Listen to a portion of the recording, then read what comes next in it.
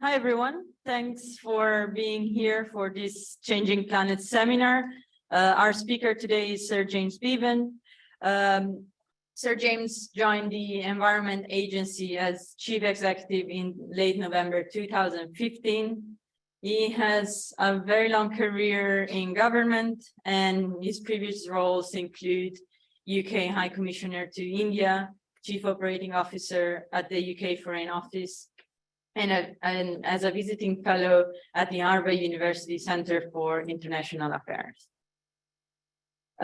He has a BA honors in social anthropology from the University of Sussex, and he was made a companion of the Order of St. Michael and St. George in 2006 and was awarded a knighthood in 2012. He will talk us about the work of the Environmental Agency and towards net zero. The seminar today has a slightly different format compared to the ones we've had before. So Sir James will talk for 15-20 minutes, and then we will open up for Q&A. So it's slightly shorter. Make sure you have some questions. There will be plenty of time for you to ask. So without further ado, I'll leave the mic to you. Thank you very much. You can put it on if you like. Yeah, okay. That's not, I just hold it. Yeah. And I don't need to press any button. No. Can anybody hear me? Is that okay? Great. Okay. Well, look, it's great to be here. Thank you so much for having me this morning. I'm going to talk for about 15 minutes.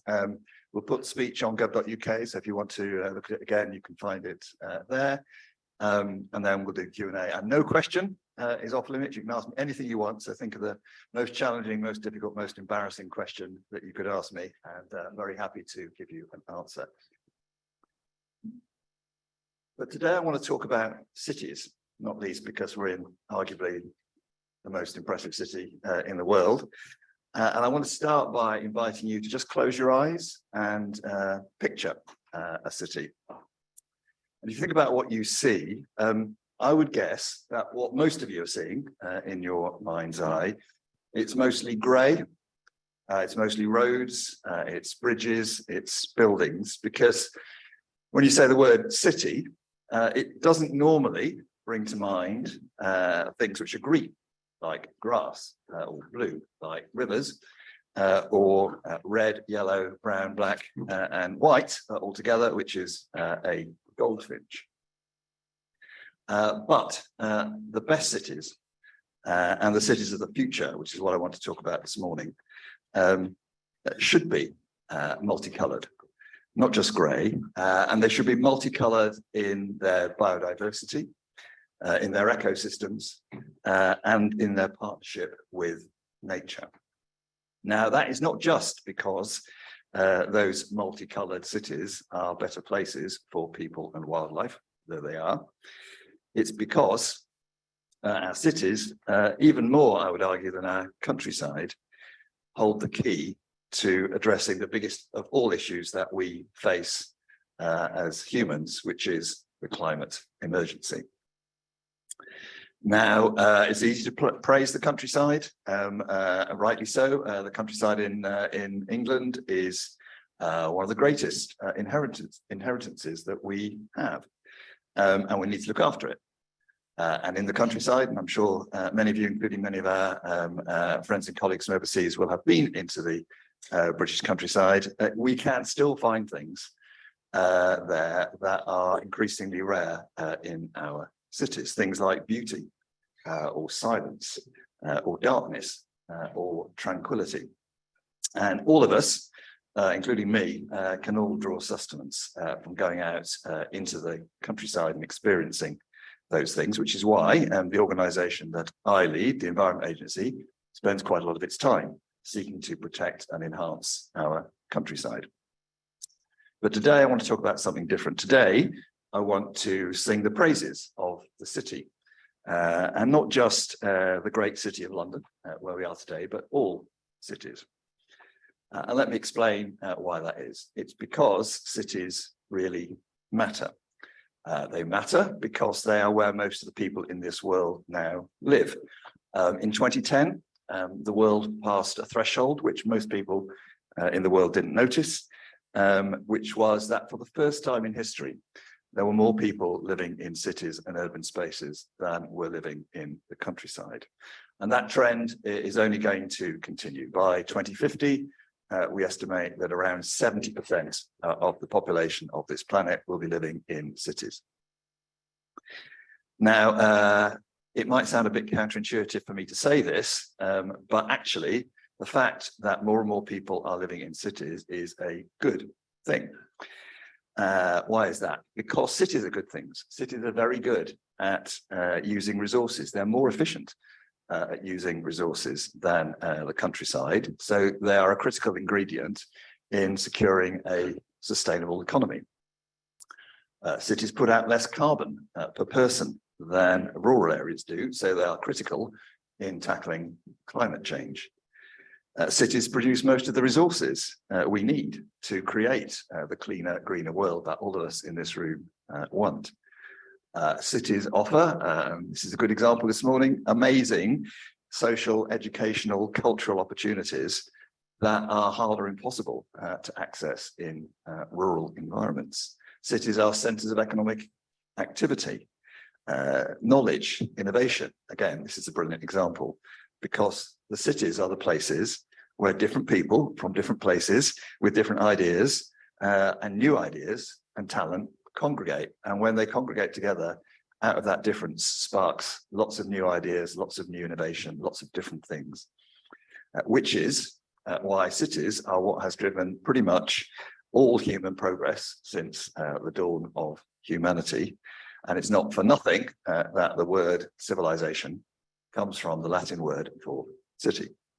So what I think we need in future is not, as some people might argue, fewer and smaller cities.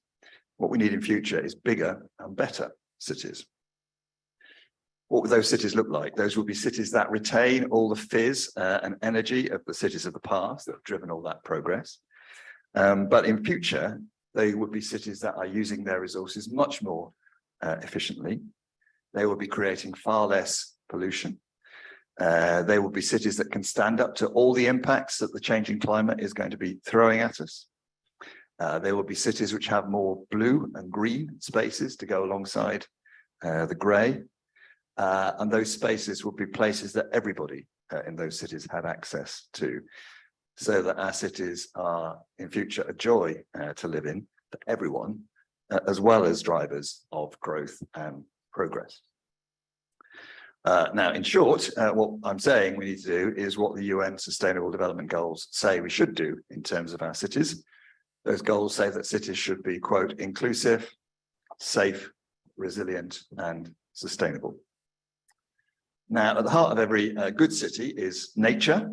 What's the status of nature in our cities in this country? Short answer, a lot better than it was, but not as good as it could be. I know that because the Environment Agency published a report a year or so ago into the state of nature in our cities. Let's start with what's got better, the good news. And to illustrate this, I want to take you back to the decade of my birth, which was the 1950s, and this city, London, where during that decade, three things happened that really mattered in terms of shaping this city for the better. The first of those took place in 1952, when thousands of people in this city tragically died as a result of something called the Great Smog. And what that was smoky fog that was caused by burning coal primarily, which had all kinds of toxic effects immediately and thereafter on many of the Londoners who experienced it. And eventually, that incident led to something called the Clean Air Act, which banned smoke pollution. And most Londoners today, and probably, I guess most of you have never even heard of smog. And that is an indicator of how far we've come in terms of clean air in this city. It's not just the smoke that has gone. The overall air quality in London and most other cities in this country are far better than they were, largely as a result of regulation of the industries that pollute air, mostly regulated by us, the Environment Agency. But just to give you some numbers, between 1970 and 2020, so over the last essentially 50 years, sulfur oxides, which are particularly dangerous emissions, have decreased by 98% in this country. Something called particulate matter, which gets into your lungs and can do irreparable damage, has diminished by 80%. And nitrogen oxides, which are another thing that are not good to have in your air, are down by 76%. Now that is a big reduction. It's not enough. We need to go further because air quality is still, as many of you all know, a major factor in unnecessary deaths in this country. The second big event that happened in the 1950s in this city happened almost exactly 70 years ago. And we're about to commemorate its anniversary next Tuesday, the 31st of January. That was the day in 1953 when over 300 people died in England when a massive storm surge caused sudden and catastrophic flooding of our east coast. Now, Lincolnshire, East Anglia and Canby Island out on the Thames estuary, those places bore the brunt of that catastrophe, but London itself came very, very close to catastrophe and to massive flooding itself. Now, we've come a long way since 1953. We're much better now at warning people about flood risk in advance so they can take precautions.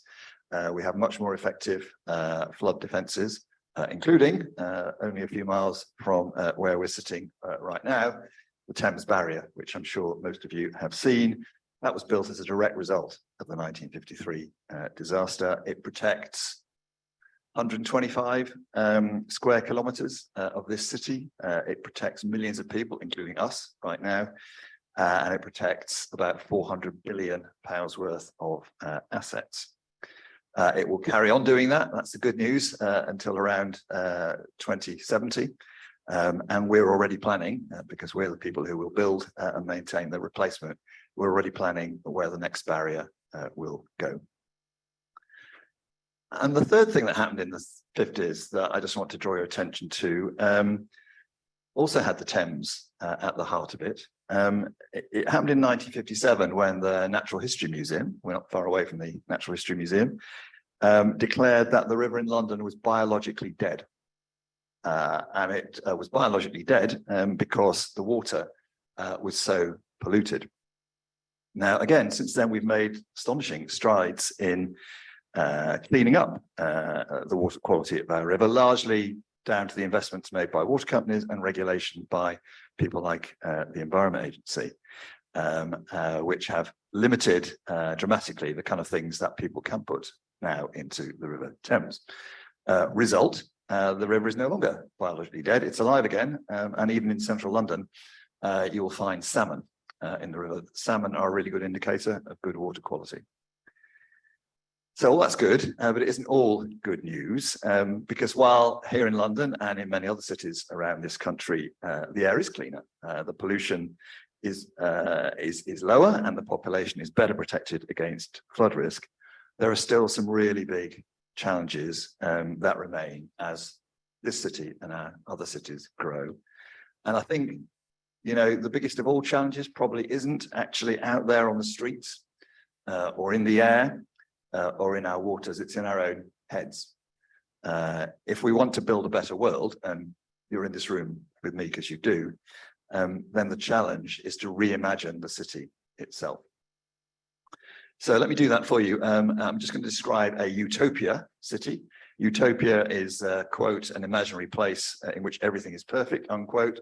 Nothing is perfect, nothing ever will be perfect, but it helps to have a vision of where you want to go. So let me describe what a near perfect city of the future might look like. It would be many things, but I think the three most important things that it would be is clean, green, and climate positive.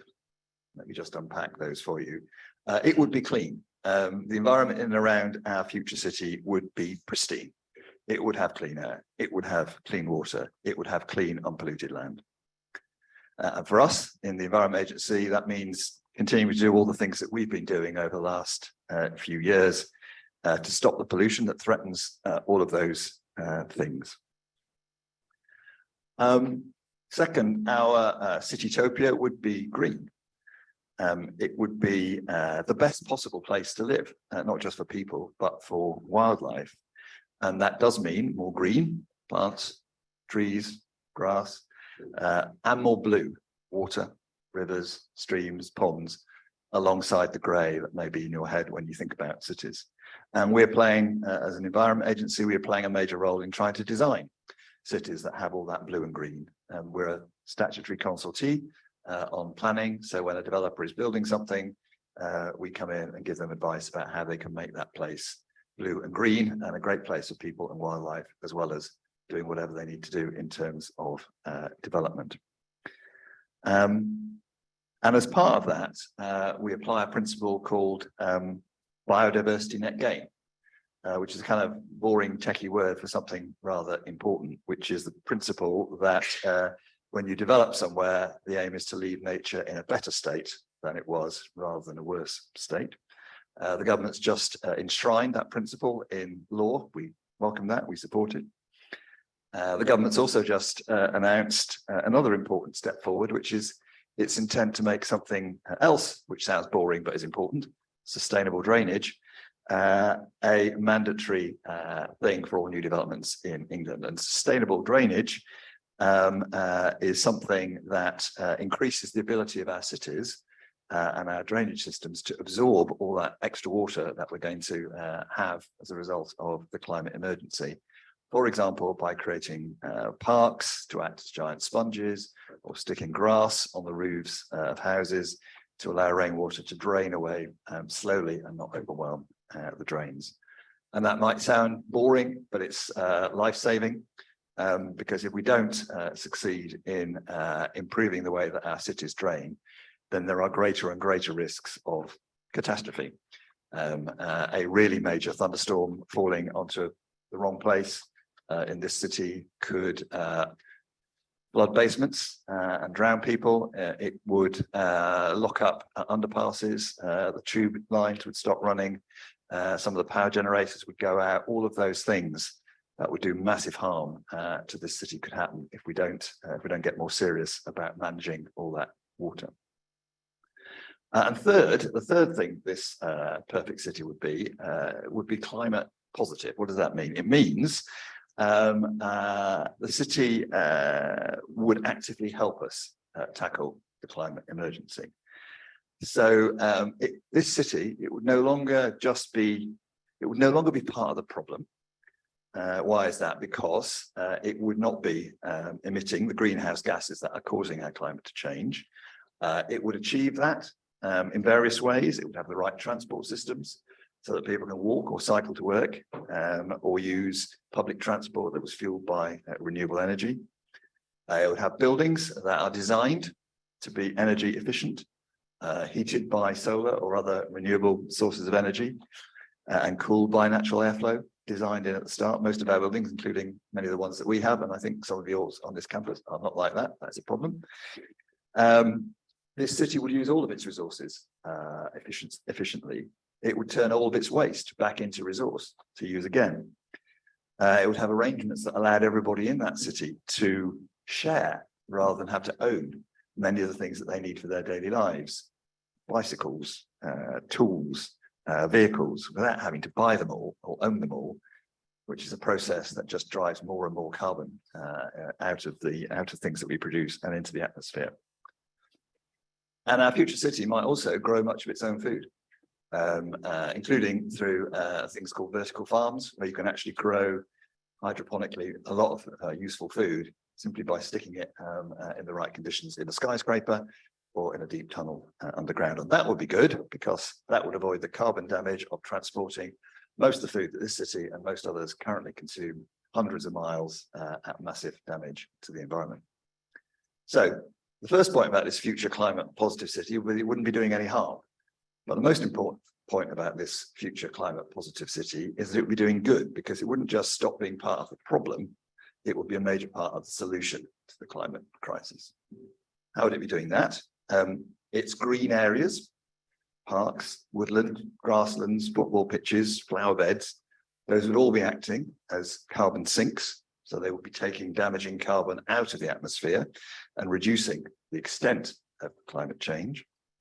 In its design, in its infrastructure, our city would be perfectly adapted to living safely and well in a climate changed world. It would have flood defenses that protected people from the worst that the increasingly violent weather that climate change is bringing would be throwing at it. It would have power systems and transport systems that are designed to cope just as well with periods of high temperature and drought, like we had last summer, as with record-breaking rainfall. Better still, its trees and its plants wouldn't just be taking carbon out of the atmosphere, but they would be cooling the air, and they would be providing habitats for wildlife. That's a city that would not just be livable or sustainable, though it would also be beautiful. And by nurturing nature as well as nurturing our human spirits, it would lift all of us up in mind and body. Now, the good news is this isn't science fiction. This future is kind of now. And the Environment Agency and others are playing a part in helping deliver that future. I could replicate what I'm about to tell you for other cities, but since we're in London and since I visited both of these places, I'm just going to give you a couple of examples from London to illustrate that the future is kind of starting to be born now. So the first one is in Stratford, East London, the London Olympic site. You may have been there. We worked with our partners before, during and after the 2012 London Olympics to turn what was a derelict and badly contaminated industrial landscape into what was first the site for those amazing games, and is now Britain's largest urban park and a fantastic new development with thousands of sustainable homes and businesses, with better water quality, with new habitats and lower flood risk. It's a better place for people and wildlife. The second example is the Thames Tideway Tunnel. This is a new 25-kilometre sewer that runs from west to east London, mostly under the bed of the River Thames, not far from where we are now, mostly in a tunnel. It's going to address the problem, big problem of overflow from the Victorian sewers that were designed by someone called Bazalgette, and it will ensure that in future, after high rainfall, sewage discharges, rather than flowing straight into the river with all the damage that will do to water quality and everything else, that sewage will be stored and treated and transferred through this pipeline to East London to a treatment plant where it will get treated. And what that will do is bring the biggest single improvement in water quality to the River Thames for about 200 years since Bazalgette invented the current system. And we've worked with Thames Water and the contractors who are building that massive project to help deliver it. The future London, and I think the other future cities in this country, they're being designed, they're being built, they're being thought about right now. But none of us is as good as all of us. And if we're going to build the future cities that we all want, both on the ground and in our heads, then we need to draw on all the energy and insight and imagination and expertise that's out there, which is why it's great to be here this morning and why I want to salute the Grantham Institute and Imperial College for all you're doing in this space. The Grantham Institute, which I've had some relationships with over the last few years, is delivering world-leading research on climate and the environment, and critically turning that into real-world impact. What that's doing is giving all of us, practitioners, policymakers, businesses, governments, news we can use. And we're acting on that news, so please keep on giving it to us. And here at Imperial, I see that this morning, you're doing all of that and more. Your vision of a sustainable, resilient, zero carbon future, that's our vision. That's a fantastic vision. I get out of bed for that vision. And what you're doing here in terms of your research is helping my organisation and many others realise that vision. And it's not just all of you here today in this room and the rest of your faculty, the researchers, the academic partners you have who will change the world for the better, though you will. The students, some of whom I'm looking at right now, here at Imperial and in other parts of the UK's academic infrastructure.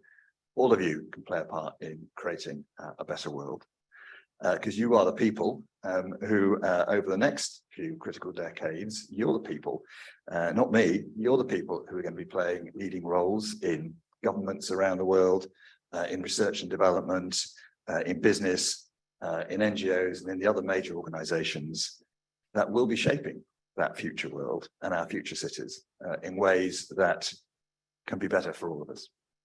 So before I conclude, I'm going to do a short commercial for the Environment Agency.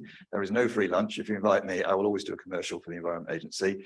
So here it is. Our job is to create a better place. We're always looking for talented people who want to join us in that endeavor with passion and commitment. There's a lot of that passion, that talent and that commitment in this room, I know, and more widely here at Imperial. So if you are interested in building the green cities of the future or creating a better place, either here or elsewhere in this country, or interested in changing the world for the better in other ways, then please do think about coming to work with the Environment Agency. Now, I said at the start of these remarks that it's quite easy to praise the countryside, rightly so. It's harder to find people who will praise the city.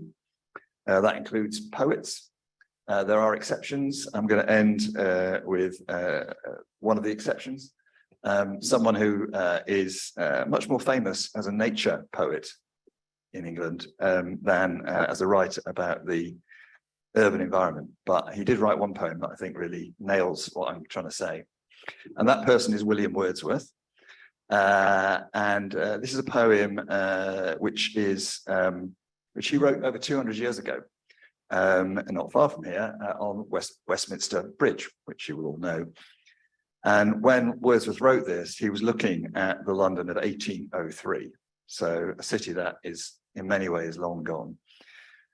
But if we do the right things in this city and elsewhere, then I think what Wordsworth was writing then could be describing also the city of the future that we want to build. And the poem goes like this. Earth has not anything to show more fair. Dull would he be of soul who could pass by a sight so touching in its majesty. This city now doth like a garment wear the beauty of the morning.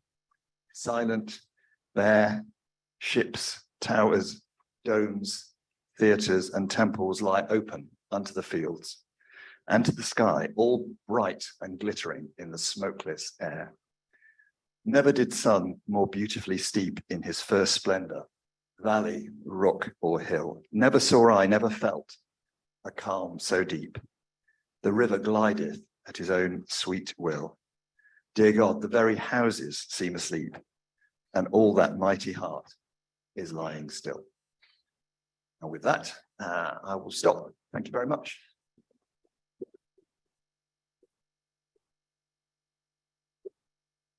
Okay. Thank you. Doesn't work. Thank you very much, James. So for the Q&A, we invited all attendees when they registered to submit a few questions. So we have a couple of them. I suggest we start with those, and then we received quite a lot of questions in the Zoom chat, as you might have seen popping up. And I suspect we will have a few in the room as well. So I will start with one of the questions online, and then we can rotate. And Patrick, if you have questions in Silwood, you can either put them in the chat or raise your hand as well. So the first question I wanted to ask you comes from Rachel Belcher, who's a final year PhD student here at Imperial. And the question is, oh, do you want to ask it yourself? In many towns and cities, parks are often 90% playing field, which is important but doesn't provide as much of a benefit as other vegetation types. Is there any need to identify and quantify low-cost green space interventions to see if there can be a return on investment economically and in terms of avoided impacts to the NHS and other type of infrastructure? Thanks, a great question. And as I was saying when I came, I'm always intimidated when I'm appearing before these audiences because you always know much more about the subject than I do. So I'll give you the best answer that I can, but you will have the technical expertise I don't. So short answer, yes. You know, there is a massive benefit of all kinds to green and blue things, right? Including football pitches, flower beds, anything natural in our cities and indeed anywhere else has a massive set of benefits. One obvious benefit is to the environment and the climate, and I talked about some of what that delivers there. And it's not just about, you know, it's not just about sucking in carbon. It's about cleaning the air. It's about purifying the water. So when you have green spaces in cities and it rains, that helps clean the water before it falls into the rivers. It sucks stuff out of the air. So the things I was talking about in terms of health threats are diminished. So there's some massive kind of environmental benefits of green and blue spaces in cities. There are massive health benefits, not just the physical ones. They're more obvious, but mental health benefits. There is a lot of research that shows that proximity to green or blue space is one of the best things that anyone, any human in whatever condition you are, can do for their mental health. And we are working with some doctors now that actually prescribe patients with depression or other conditions spending time in or near nature. So massive health benefits. And yes, to answer your question, you can, although it's a challenge and you might be able to help us with this, you can start to quantify the economic benefits that you're deriving from that nature, right? Some economic benefits are commercial. So a lot of the data shows that where we have businesses, example, shops near green or blue space, they do better than shops that are not near green or blue space. And that's partly to do with it being a more attractive place for people to come and do business. So there are sort of measurable commercial benefits. The real prize, which is underneath your question, is quantifying, if you like, the overall economic benefit in order to make policy decisions about where you put your money. So we know that, for example, let's take flood defences. We build a lot of flood defences. We know that when people's homes flood, it's really traumatic and it causes a lot of physical and mental illness. And there's a long tail to those effects. And we can quantify how much that costs the NHS, which is billions of pounds a year to deal with those issues. And we know that building a flood defence that prevents those things happening is massively good value for money. It's a tenth or less than the cost of the NHS having to treat these people once they. The challenge is to get that data to a sufficiently granular level that we can go to the Treasury and say, look, if you've got, you know, X billion pounds to invest over the next few years, you're much better putting it into flood defences or planting trees in a city than you are giving it to the NHS, because actually it will save the NHS lots of money. So you actually hit the nail on the head. The challenge, and one of the reasons why like this kind of institution, is getting the granular data that will be enough to convince the people that we need to convince. Thank you. Thank you. So just to get an idea, are there questions in the room? Okay, let's take one from here then, rather than online.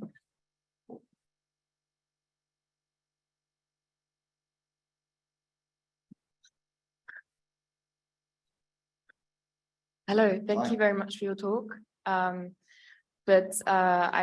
wanted to more talk about your work at the agency and regarding climate change and all these aims for cleaner cities, but also for cleaning up the environment and protecting the country against the effects of rising sea levels and all these things. We know that a lot of these aims, we're sort of not meeting them, or we're falling short of meeting them fast enough. And my question is really to you as someone who's worked in this agency, and I really wanted to know what kind of barriers or what are the challenges that you face to taking what I mean is what is stopping the agency from being more ambitious, more radical, and really making this change Yeah. more quickly? If Okay. that makes sense. Great, all right, thank you. I will shout until I get the microphone back. So that, so we said in the introduction that I'd spent some time at Harvard and I spent some time at the Harvard Business School. And one of the things they teach you at Harvard Business School, if you're going to be a CEO, they drum it into you is the main thing is to make sure that the main thing really is the main thing, right? And what that means is whatever organization you're leading, you've got to be very clear what the most important thing that organization has to do, and you've got to keep on saying it and make sure that the organization actually is doing it. And I've been chief executive for the Environment Agency for over 7 years now, and it took me, frankly, because I'm slow, it took me a couple of years to kind of realize what the main thing was for the Environment Agency. And the main thing is what you've just said, it's the climate emergency. Because none of the things that we're trying to achieve, which is protect people against flood risk, protect and enhance nature, create better places for people and wildlife, none of those things are possible unless we can tackle successfully the climate emergency. And we do a lot to tackle it. So just to give you a few examples, we do a lot to mitigate carbon output. So we regulate most of the carbon emitting industries in this country, and we are regulating down the amount of carbon that they put out. We run something called the UK Emissions Trading Scheme, which is a scheme where big emitters like airlines or steelworks, their carbon emissions are capped and they can trade them, and over time those caps are going down. So that is reducing carbon that is coming out of our industries. So that is us helping reduce the amount of carbon, therefore the rate of climate change. We're also engaged in helping the country adapt to the inevitable change of the climate that will happen anyway, because the carbon's already emitted. Firstly, by building flood defences, which are a way of making people more safe in a climate change world. Secondly, as I said, by working with developers and local authorities to design and build climate resilient cities, right? So the EA is already a player.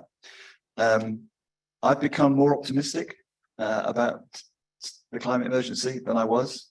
In fact, I think we will tackle the climate emergency successfully. And I wasn't sure about that 7 years ago. Why do I think that? I think that because if you think about the things that have to be true in order for us to have confidence that the climate emergency will be successfully tackled, what would those things be? Well, one, you'd have to have international consensus that there's a problem and international agreement on what needs to be done to tackle the problem, and a mechanism to ensure that those things are done. And we have that now in the UN COP process. And is it moving fast enough and far enough? No. But is it a necessary condition for tackling the climate emergency? Yes. And is it making progress? Yes, it is. So first thing that has to be true is true. There is an international mechanism and a consensus that we need to tackle the problem. Second thing that needs to be true if you're going to successfully tackle the climate emergency is that governments around the world have to put it on the top of their priority list, and they have to be doing things to address it. And there too, because ordinary people around the world are increasingly seeing the impacts of climate on themselves and demanding that their governments take action, governments are taking action, not just in this country, but all over the world. And that applies to China and India just as much as it applies to the United States and the UK. So that's the second condition for success. Tick. The third thing that has to be true is that businesses have to be changing the way that they operate and what they do. Why is that? Well, because businesses are a massive part of the problem in terms of emissions of carbon, and businesses have to be a part of the solution. And again, over the time that I've been chief executive, I have seen more and more businesses change the way that they think and operate.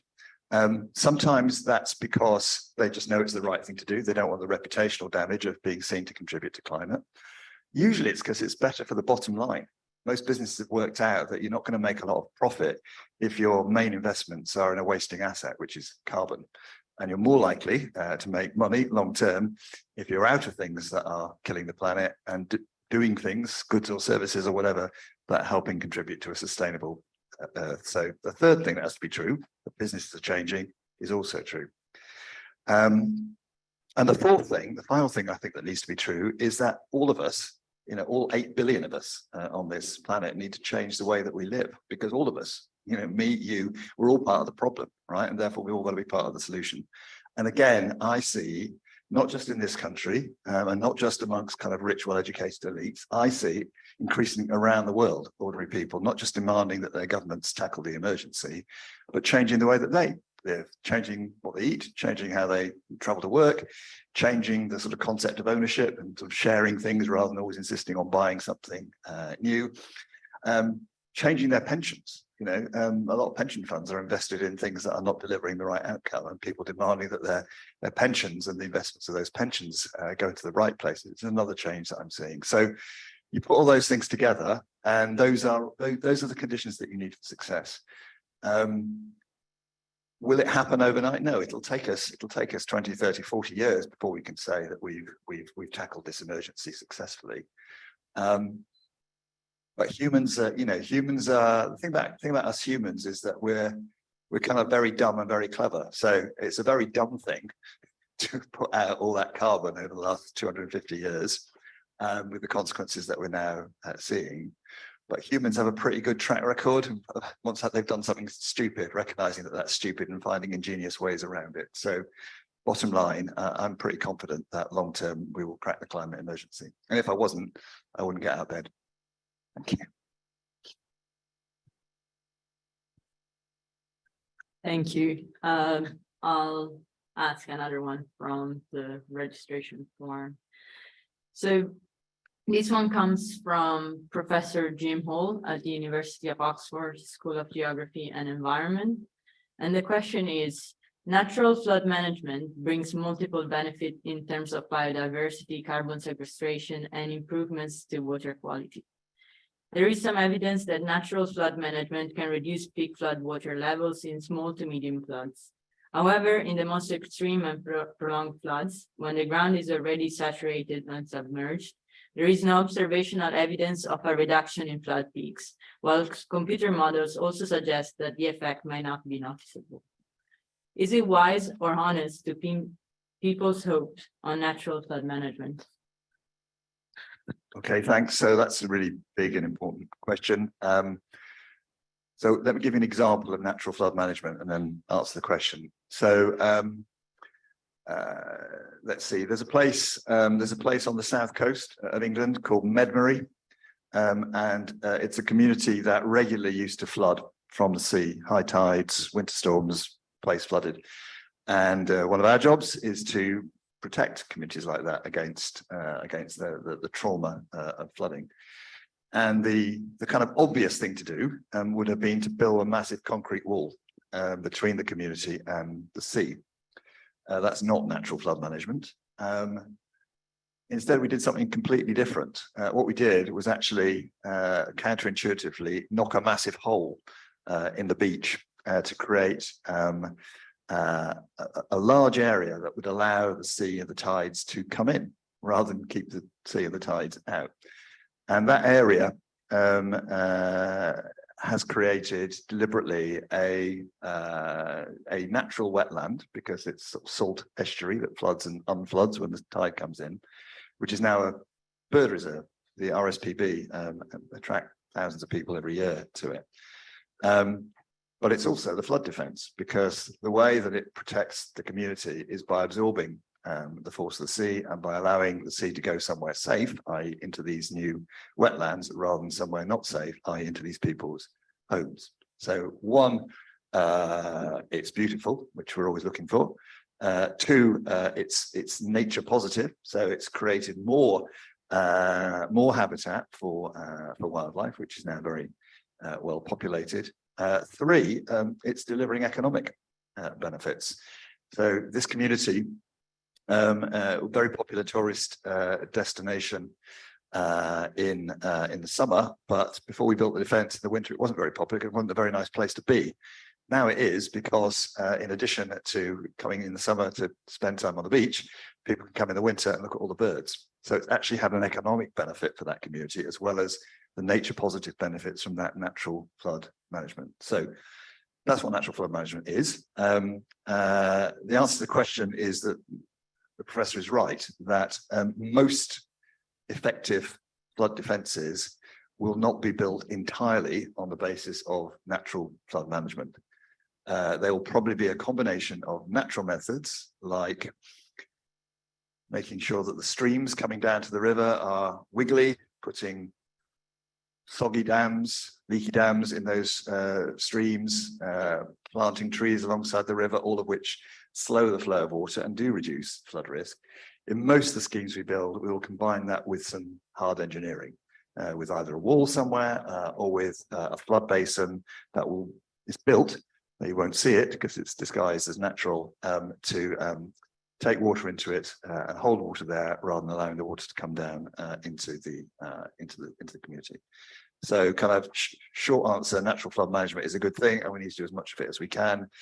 Slightly shorter answer, but mostly we're going to need to augment that still for the moment with other more high-tech interventions. And the classic example is, I mentioned it in my speech, is the Thames Barrier. You know, that is a massive hard flood defence, and there's no way that you could protect London against the risk of a tidal surge, which is what that barrier is there to protect us all from, purely by kind of planting trees. But we should always look at where we can use that intervention.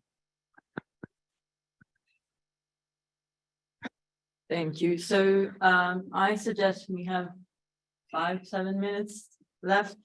I'll take one from the chat and then maybe another one in the room. So from the chat, actually, let's take one from the room and I'll decide one from the chat. So James, thank you. So I was wondering what places like Imperial can do to contribute, whether it's by what we do at home, whether it's about research, particularly if there are areas where you think there is need for research that's not happening, but also in training people into skills that would help for organisations like yours. Okay. So firstly, I think there's things that we can all do in our daily lives, right? And then let's talk about what Imperial can do. So in our daily lives, as I said, you know, we can change how we behave. We can turn the heating down and make sure we wear 3 layers, which is what you and I are doing right now. That's an intervention that will reduce the risk of climate change. We can make sure that we think about how we travel to work, and I try whenever possible, you know, not to use private vehicles. I always try and use public transport, and you know, there are lots of benefits to that, or walk. We can think about changing our diet. I don't think you have to be a vegan to necessarily to contribute to stopping climate change. You can, if you don't want to stop eating meat, you can eat less meat, higher quality meat that's locally sourced. So we can change the things that we eat. We can change the way that we insulate our homes. Massive intervention, just insulating your home against spilling too much energy out. So there are a whole bunch of things that we can do in our own daily lives that make a real difference. And if 8 billion people all do them, that's the most powerful intervention of all. Secondly, what can Imperial and other institutions like this do?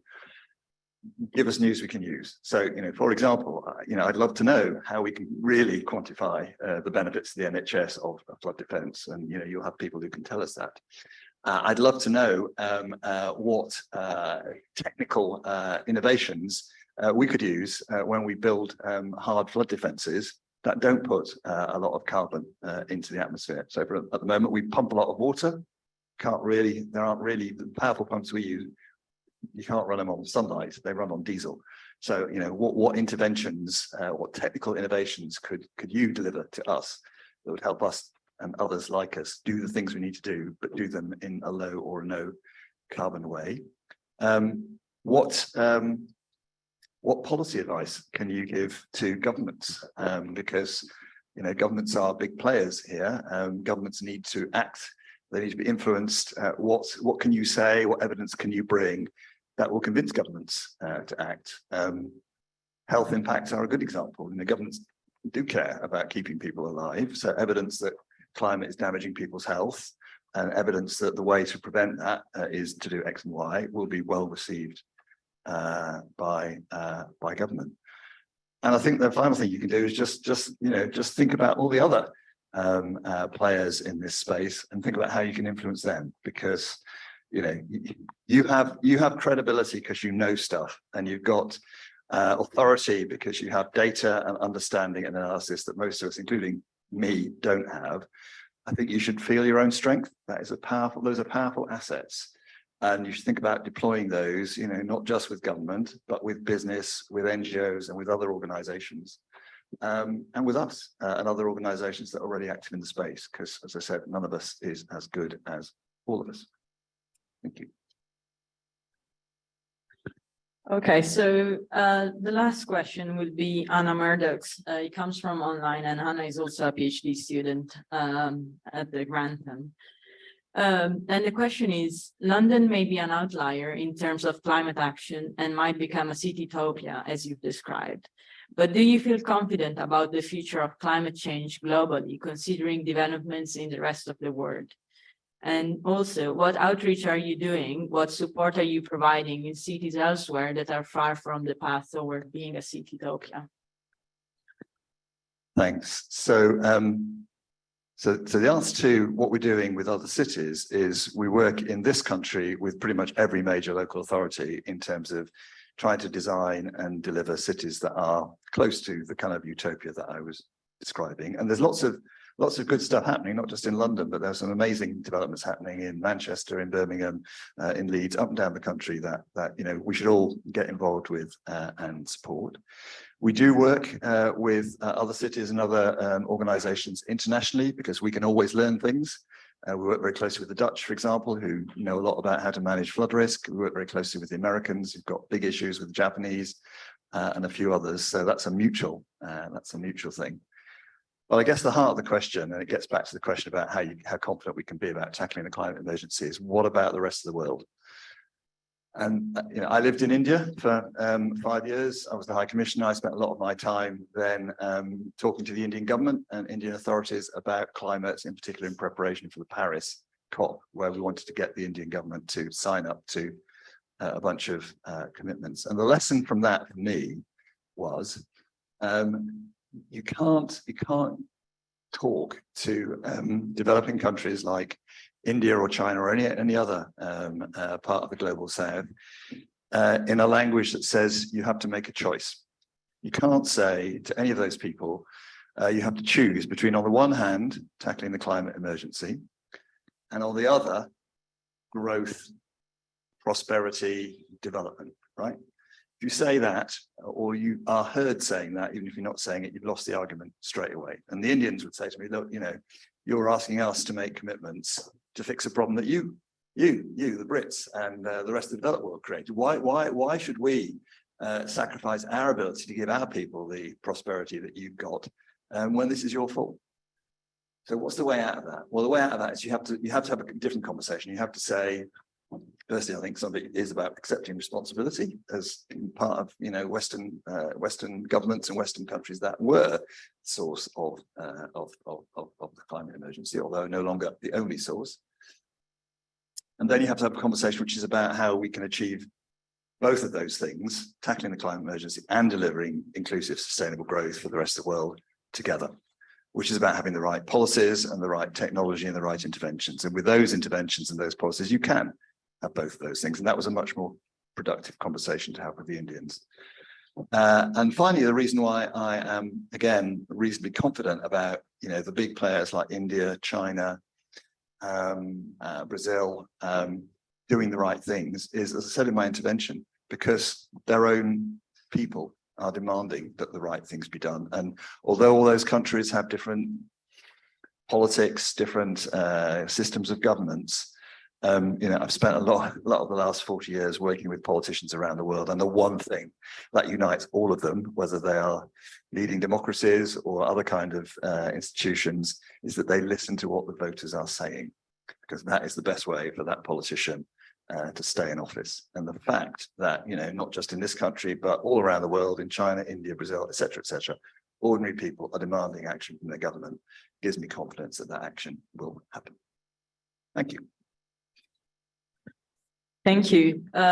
Thank you, James, for an insightful talk and insightful answers to very good questions that we got from the audience online in the pre-registration form. Thank you everyone for joining us today.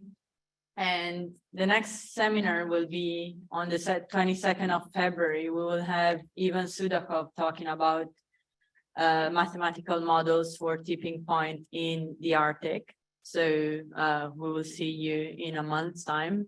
And I would suggest a great applause for James before we end.